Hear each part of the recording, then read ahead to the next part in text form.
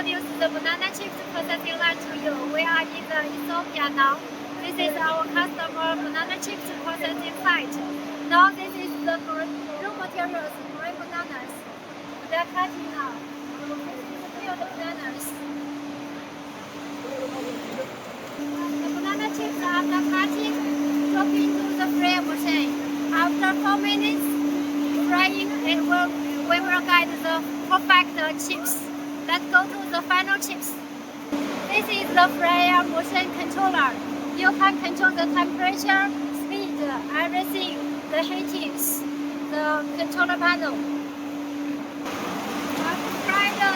This is the vibrator. This is the vibrator to the oil, to remove the surface oil of the chips.